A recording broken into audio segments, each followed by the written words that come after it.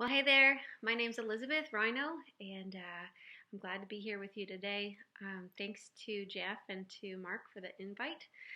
I'm a Maritimer too, actually born and grew up there, but my family and I, we moved to Indiana last year, so we're in the Midwest. And just really glad to be able to be part of this with you and glad that you guys are doing this kind of thing together. I think it's really important. So Jeff asked me to speak primarily to secondary vocalists, to the ones who are not necessarily the main leader, but are serving as vocalists on the worship team. And so I'm assuming that's who most of you are, or maybe some of you are worship leaders, but you're learning how to deal with your secondary vocalists. And so I just first wanted to remind you that all vocalists, we're all there. Well, everybody on the team is there to minister to the Lord and to his people. But as the secondary vocalists, we're also there to serve and support the main leader.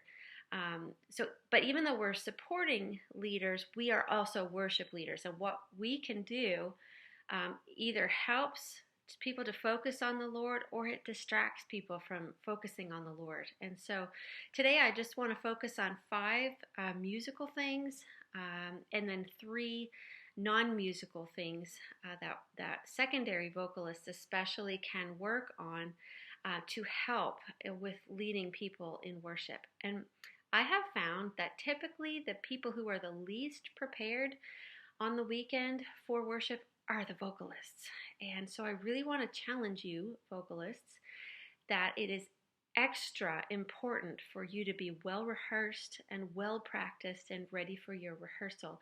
You bear a great responsibility, and really the vocalists carry the bulk of the leadership based on the fact that you are singing the lyrics and you are generally the furthest forward on the platform. So you cannot come into this insufficiently prepared. So please, please, please be prepared. So let's start with musical. I want you, worship vocalists, to see yourself as vehicles for color and for intensity. Ahead of time, long ahead of time, you should be listening to your music and observing about it what the natural rise and fall is of it in dynamic and in numbers of instruments within the song, because all songs have a rise and a fall to that. Then you, as the vocalist, get to be part of creating that rise and that fall.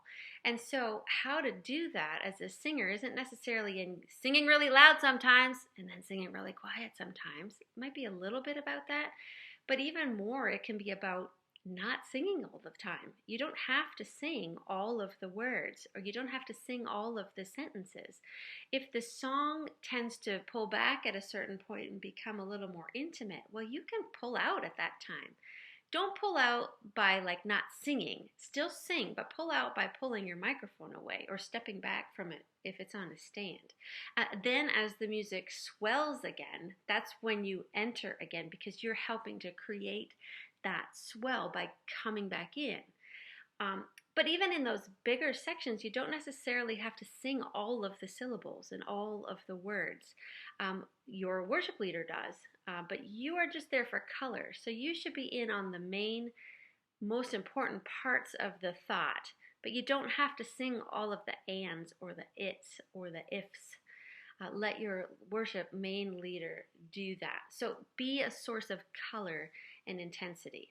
Number 2, be a learner.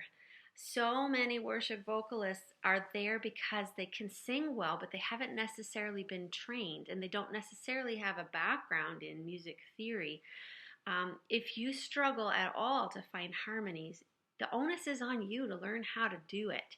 And it's actually an act of worship to hone your craft. So I would say if you have difficulty naturally hearing harmony, take it upon yourself to find resources to help you. There's all kinds of tutorials online. There are streaming resources through Musicademy that can help you with learning how to sing alto or tenor. Those parts are so crucial to creating color by adding layers. The onus is on you, my friend, to learn how to do that. And so be a learner. Take it into your hands to learn to hear and sing harmony. Number 3, doubling the melody is okay for some of you.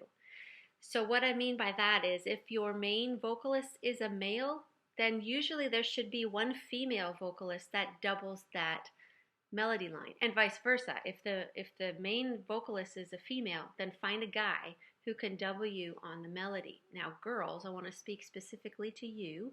Sometimes that might feel like it needs to take you up into the upper parts of your voice. Don't go there.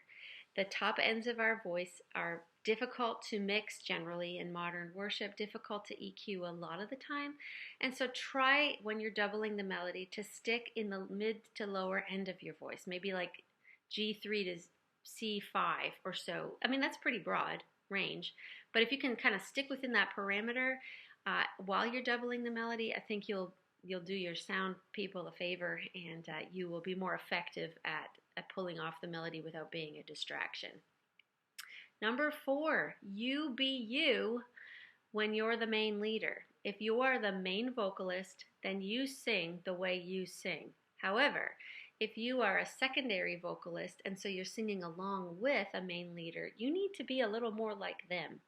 So what I mean by that is everybody has a way that they pronounce words and a certain tone that their voice naturally goes to, and a certain length that they hold their notes, that kind of stuff. Your main leader, the main vocalist on each of the songs, determines what that style is. If you are the secondary vocalist, you need to listen to how they pronounce their words. How and when do they cut off their words? What is the tone? Is their tone fairly straight? Do they have a little bit of a vibrato in it? You need to match them. It's distracting when you have all kinds of different sounds and different cutoff points and that kind of stuff. We don't want to be a distraction. We want to be servants. We want to serve.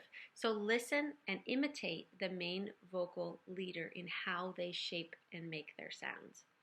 And 5th, as far as the music goes, work with your worship leader to determine who fills up the empty spaces. You know, the instrumentals or those spaces in between verses and choruses, they're great opportunities to fill in with an exhortation or fill in with an extra little riff or whatever.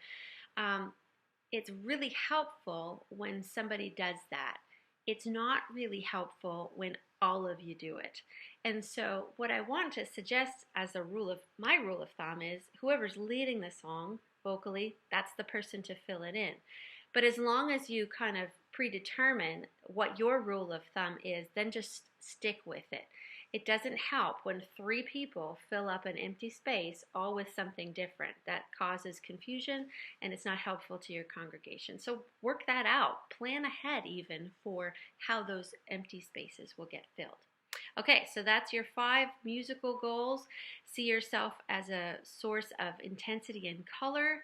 Be a learner. Doubling the melody is okay. Be you when you're the main leader, but when you're not, be more like them. And work with your worship leader to figure out who's going to fill in those empty spaces.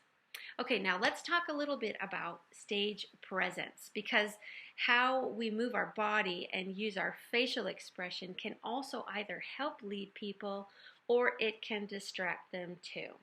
So the best way really to discover if you're being a help or if you're being a hindrance is just video yourself.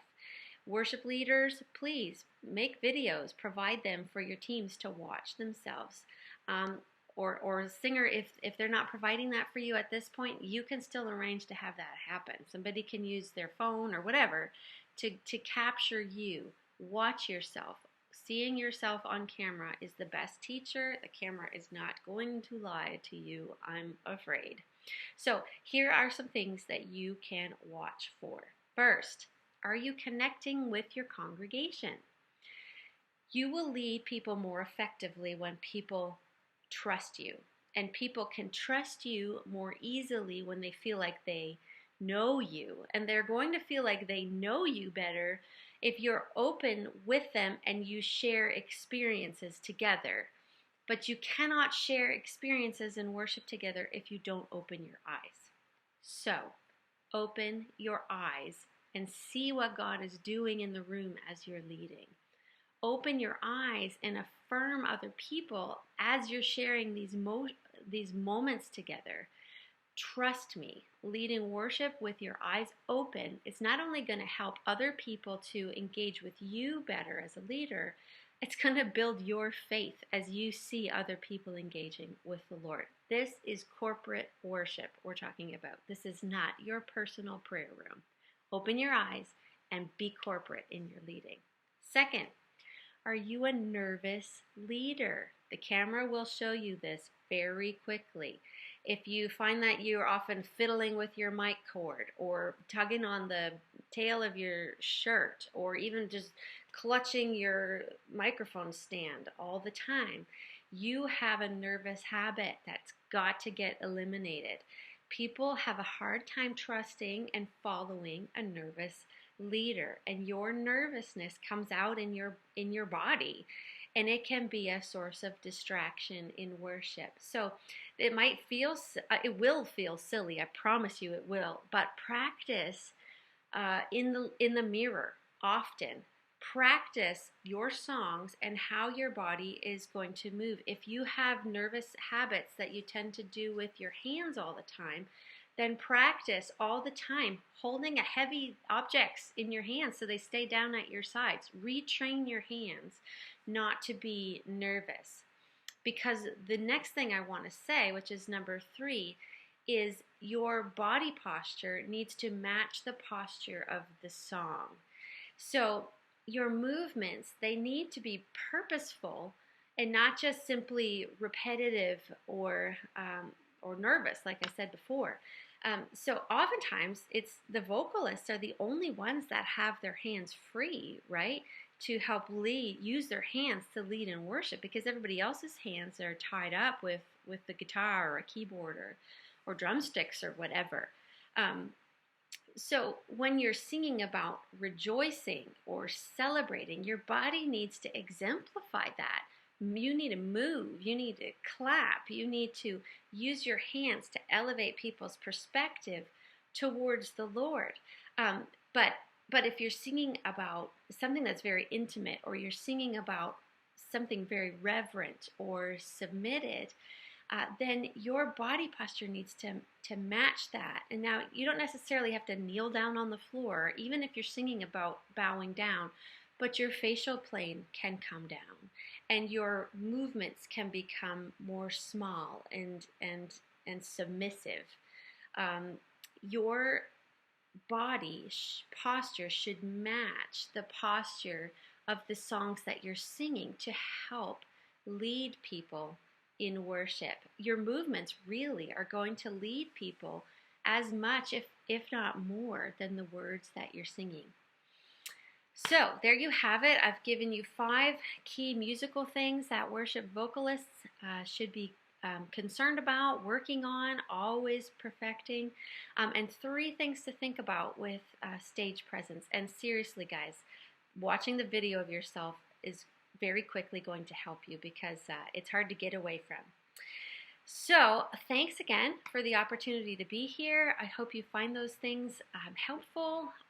I'd love to hear from you sometime. You can get my contact information from Jeff.